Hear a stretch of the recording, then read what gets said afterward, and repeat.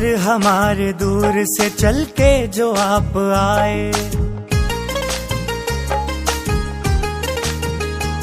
खातिर हमारे दूर से चल के जो आप आए। स्वागत है दिल से आपका,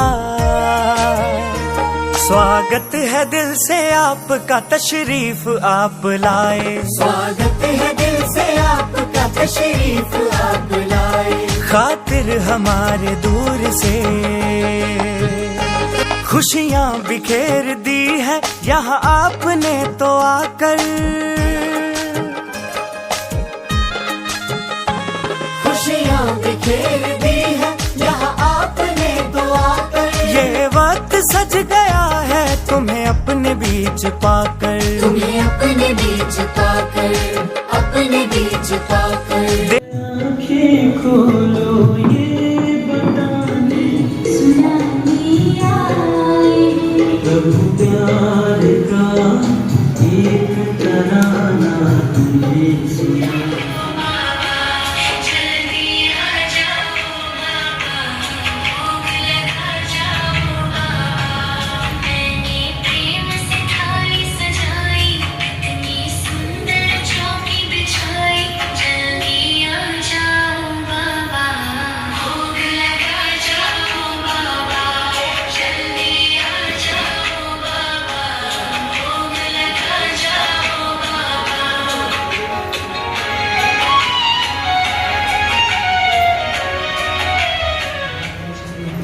बाबांच्या यातमध्ये बनवलेलं शुद्ध भोजन.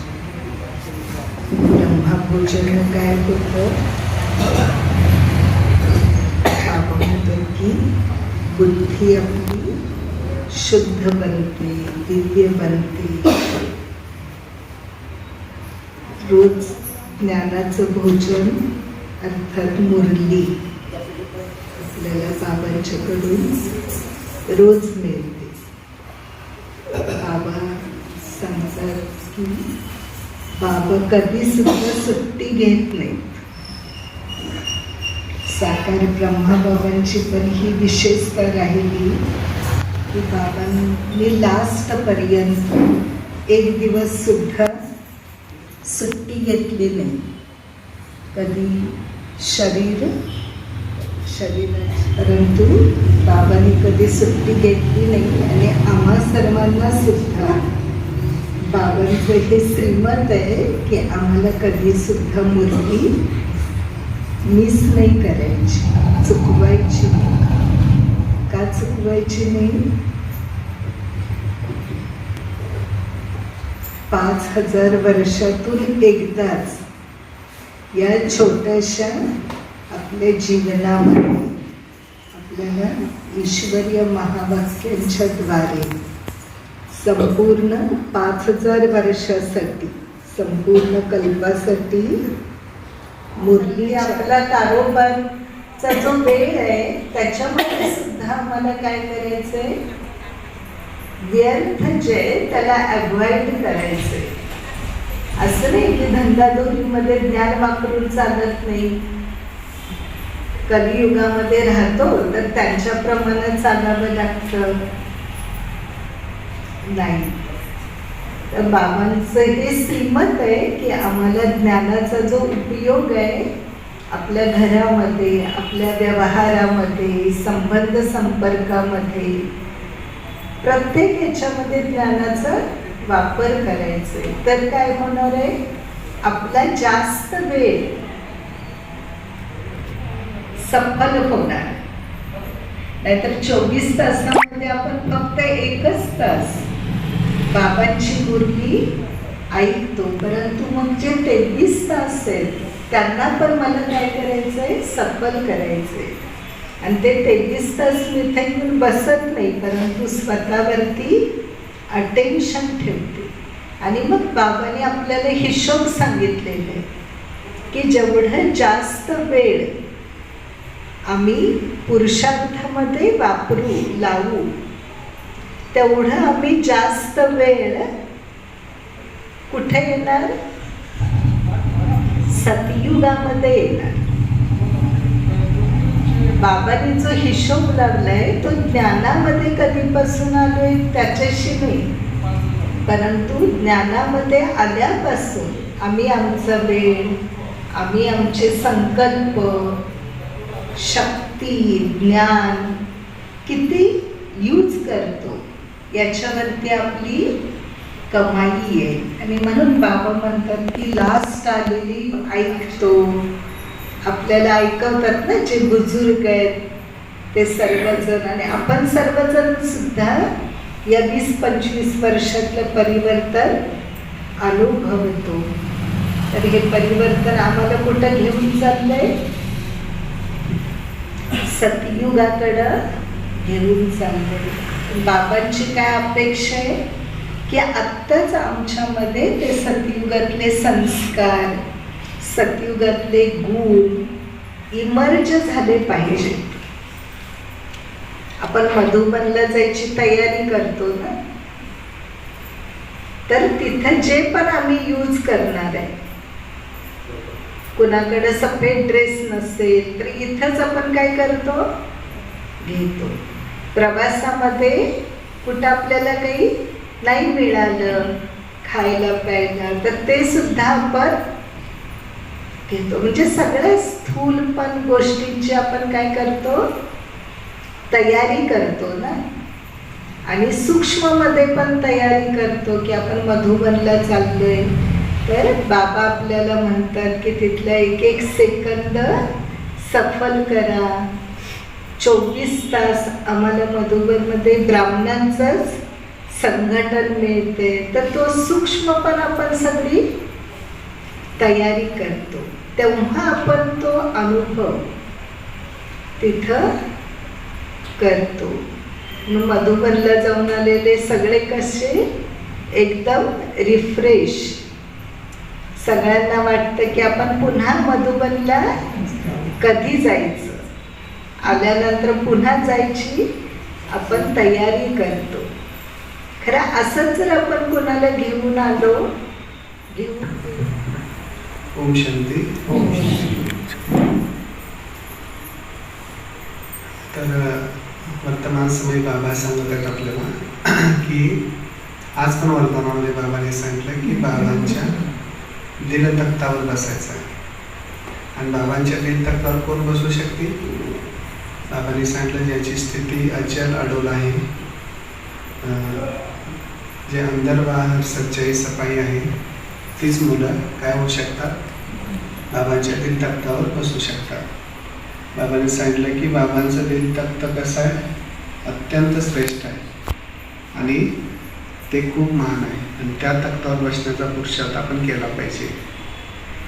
तर त्यासाठी आपला पुरुषार्थ काय असला पाहिजे, फास्ट असला पाहिजे, तीव्र असला पाहिजे. एका बाबाच्याच श्रीमताचं तंतोतंत पालन पाहिजे, तर बाबांच्या दिलतख्तावर आपण बसू शकतो.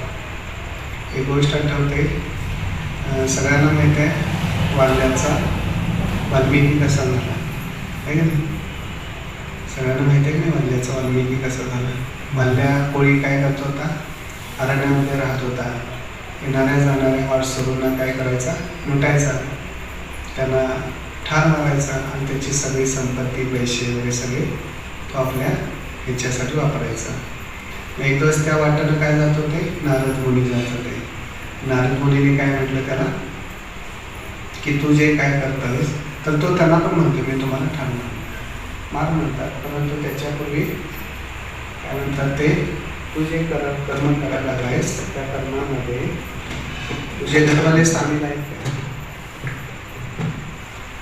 तर तू जे कर्म करतोयस त्या कर्मामध्ये तुझे घरवाले भागीदार आहेत काय, असं विचारतात. तो म्हणतो मी त्यांच्यासाठीच करतोय, कोणी म्हणणार आमच्या समाजामध्ये तुझं काम आहे म्हणतात, आणि त्याच्यामध्ये आम्ही काय सामील नाही म्हणतात. मग तो नाराज होतोय. मग आपल्या पत्नीकडे जातोय, धर्मपत्नी, की जिनं सुखदुःखामध्ये साथ देण्याची प्रतिज्ञा केलेली असते. मग तो म्हणतोय मी जे कर्म करावं त्या कर्मामध्ये तू सामील आहेस काय, त्याची तो भागीदार होणार काय? तर ती म्हणते बिलकुल नाही. तर तुझं तुमचं कर्म आहे, तुमचं कर्म आणि तुम्ही आम्ही काय त्याच्यामध्ये सहभागी होणार नाही. मग तो कुणाकडे जातो, आपल्या मुलांच्याकडे जातो. मुलांच्याकडे गेला मुलांना पण तो प्रश्न विचारतो की तुम्ही माझ्या कर्मामध्ये सहभागी होणार काय? मुलं तो काय म्हणतात? बिलकुल नाही. मुलं काय म्हणतात? बिलकुल नाही. आणि त्याच्यामुळे मग तो नाराज होतोय. पुन्हा कुठे येतं? नाराज मुली विचारायला येतो आणि म्हणतोय नाही, म्हणतोय मी जे करतो त्या डोक्यात प्रकाश पडतोय आणि तो म्हणतो मी जे करतो तो ते एकदम चुकीचं होतं आणि मला आता काहीतरी पुण्याचं कर्म करण्याचं काहीतरी मार्ग दाखवा. मग नारद मुनी म्हणतात नारायणाचा जप कर. आणि मग नारायणाचा जप केल्यानंतर मग तो काय होतो? वाल्याचा वाल्मिकी होतो की ज्यानं रामायण लिहिलं ते वाल्मिकी. वाल्याचा वाल्मिकी कसा झाला आहे सगळ्यांना आम्हाला कथा माहीत आहे. मग त्यानं ते पुण्याची पुंजी जमा केली आणि त्याच्यावर तो रामायण लिहिण्यासाठी पात्र झाला. भगवानानं त्याला त्या मान करण्यासाठी त्याला निवडलं.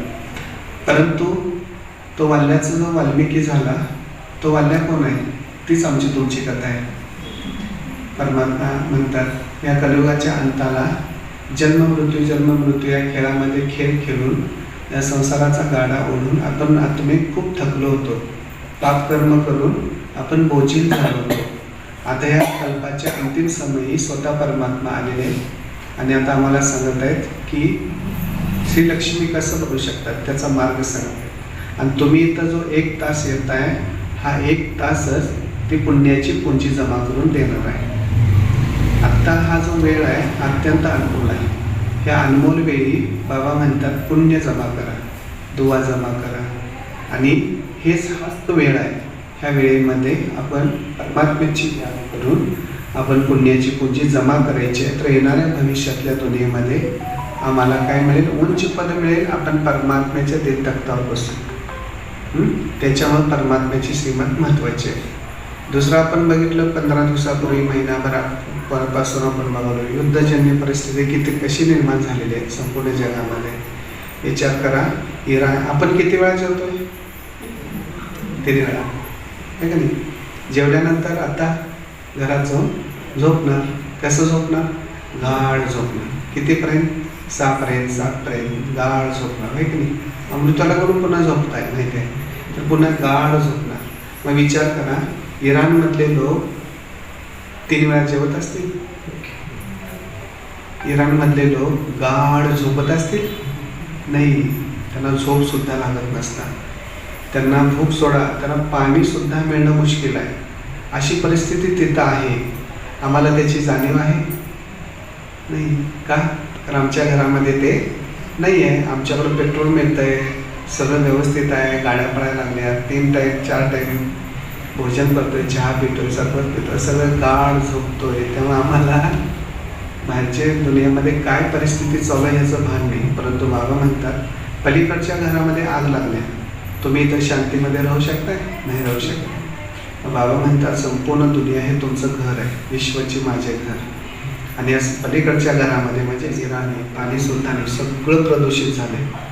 पाणी, राहणं, खाणं, पिणं, जमीन सगळं काय खायला प्यायला सगळी व्यवस्था बिघडली. मग अशा वातावरणामध्ये तुम्ही झोपू कसं शकताय? अशा वातावरणामध्ये बाबा म्हणतात तुम्ही सुखानं 2 घास खाऊ कसं शकताय? बाबा म्हणतात त्या आत्म्यांना देखील आपण सकाश देणं, त्या आत्म्याला देखील शांती देणं, त्या आत्म्याला देखील परमात्म्याचा परिचय देणं हे आपलं कर्तव्य, हे आपलं काम आहे. म्हणून बाबाने काय सांगितलं? 12 बारी फरिश्ता आणि 12 बारी निराकारी बिंदू स्वरूप में स्थित होणे का अभ्यास करू. ती परिस्थिती आपल्याकडे नाही आहे. म्हणून बाबा म्हणतात ती परिस्थिती आपल्याकडे देखील उद्भवू शकते. म्हणून बाबा म्हणतात देहापासून सारखं अशुद्धी बनण्याचा अभ्यास करत राहा, याची गरज आहे. अंतिम समाला हाच पेपर आम्हाला पास करणार आहे. त्याच्यामुळं बाबांची वेळोवेळी डायरेक्शन देत असतात. त्याचं जेवढं आपण पालन करू तेवढं येणाऱ्या अकराळ विकराळ परिस्थितीमध्ये आपण पास होऊ शकणार आहे. आणि आज भट्टीच्या निमित्तानं सगळेचं दर्शन घेण्याचा चान्स मिळाला. त्याच्याबद्दल खूप खूप आयोजकांना खूप धन्यवाद. बहिणीने येऊन जे एक अनमोल भाषण दिलं त्याबद्दल बहिणींचं क्लासच्या वतीने हार्दिक स्वागत.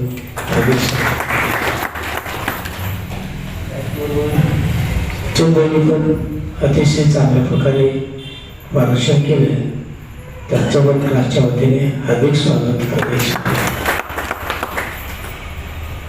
त्याचबरोबर आणखी एक बहीण जे आलेत त्यांचं पण पूजा बहिणींचं पण क्लासच्या वतीने हार्दिक स्वागत. लक्ष्मीबाईंची आवडीची उपस्थित राहिल्या, भोजन केलेलं आहे आणि अष्टात कोण सुटलं असं आणि बहिणजींचं पण पहिल्यांदा स्वागत करतो आणि आभार पण मानतो. सर्वजण या ठिकाणी चांगल्या संख्येने आला त्याबद्दल सर्वांचं हार्दिक स्वागत आणि कार्यक्रम संपला. सर्वांनी भोजन घेऊन जायचं आहे. जब थाली में मिलता ये प्रसाद, हृदय में गूंजता दिव्य अनुनाद.